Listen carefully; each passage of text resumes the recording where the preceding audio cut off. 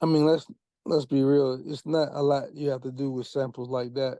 You know what I'm saying? Other than just make sure you chop it, that it's on beat, because the Mm, sample is doing all the work. You know what I'm saying? So mm, I basically just had the sample with some drums and like a little, 808 underneath of it, and that was it. That's all I had. So it just basically was looping.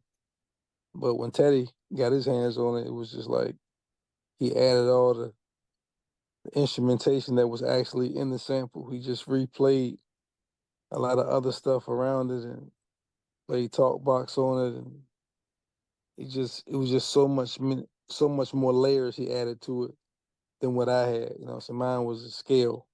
I mm, mean, it's just sample drums. That's it. So just being able to be, in the studio with him and see him recreate it and having me involved, it just actually showed me how much more I had to learn. What was the? Was you part of the session as well? Yeah, absolutely. Yep. Yeah. What was that experience like for you? Like I say, just watching them was like, wow. You know what I'm saying? To see what the work that that entailed, it was just dope to watch a master at work. Okay, so then this is 90, 93, 94. You say, right? And Yep. then the song came out in 96. Like this is your first like official placement in the industry, right? And that was a big song. Like it's still it's a timeless song. It still bangs today. So what was it, a life-changing impact, that song getting that placement for you at that time? I mean, it's not until you get a record like that is when your family start believing, oh, okay, you do music. Oh, that's what you was talking about. Oh, okay, yeah. You know what I mean? So it just was a awakening for everybody.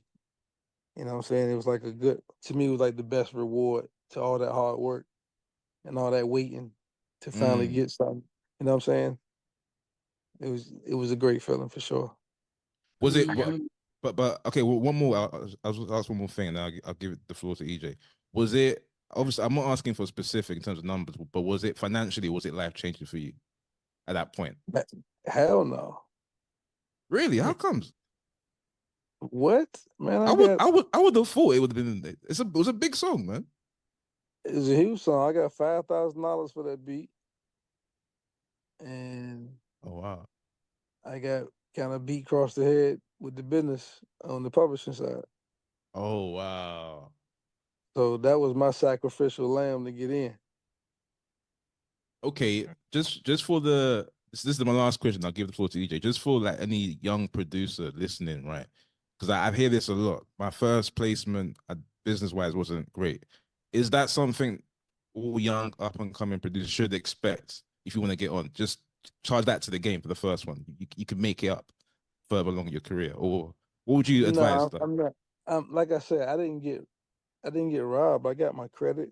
Mm-hmm. You know what I'm saying? And I got publishing. I didn't get a lot of publishing, but I did get some publishing. Right. Mm, So I got a bad deal, but I still got compensated.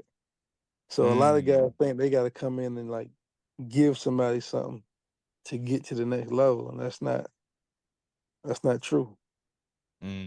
Okay, EJ, what you want to say, EJ, bro? Real quick. So you say the song was made 93, came out 96. I'm I'm wondering if between that time, if you coming back to Virginia, you telling everybody like, I don't need this. I'm I'm working with Teddy Riley. I ain't got to deal with none of this. I'm just like, was you? I think something going on with his connection. No, I'm right here.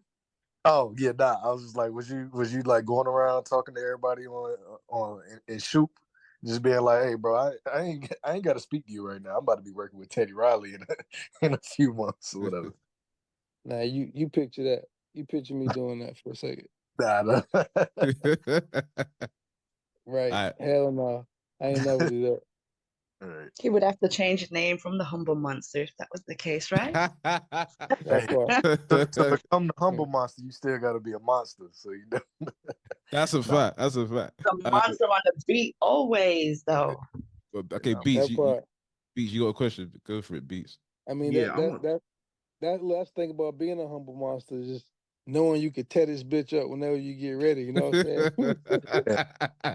that. saying? I go ahead, Beats.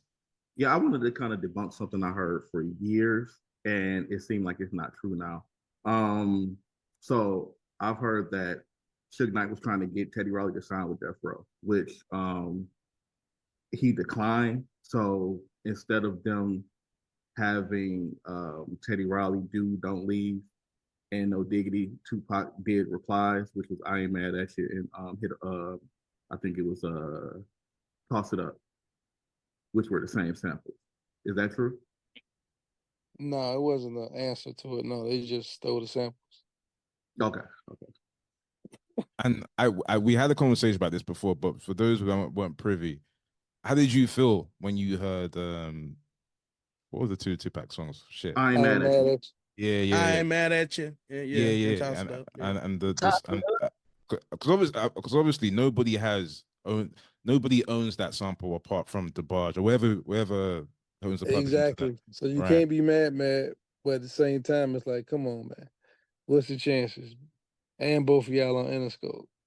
You know what I But to be mean? fair, didn't it make it kind of better because it keeps all the songs keep each other perpetuating around the same era? Because look, Don't Leave is classic, but so are those two Tupac tunes as well, to be fair. So it worked in the end. And that's the beauty of it. And that's the beauty of being creative, because they both use the same record, but different ways. You know what I'm saying? So they could coexist. You know what I mean? So they definitely help. They definitely help push each other, because it was two great renditions of a great song, but done differently. So You know what's crazy about that? Like, it was probably not that bad for Bunny the Barge as well. That was great because for it was her. her song. But also, Bunny Sigler had the same experience with "Love and Need It Want You," because "Dilemma" from Nelly and then "Ghetto Music" from Outkast was sampled within the same time frame, and that was a big year for Bunny Sigler when it came to publishing. And I wonder what that check was like, man, for the barge. Man. But what was I going to say? So, final question before we move on to the next song, right? I would have thought you would have done other stuff with Teddy Riley on that era, or did you do other stuff with Teddy Riley that we just don't know about? No. How comes that like, so you did that and then that was it? That was it. Is there what do you think that was due to? I don't know. I have no idea. We just did. I mean, I've only done Devil New Dress with Kanye. That was 2011. Oh, yeah, we're gonna get to that. We're gonna get to that. That part. You know what I mean? But I'm just saying, but just go figure.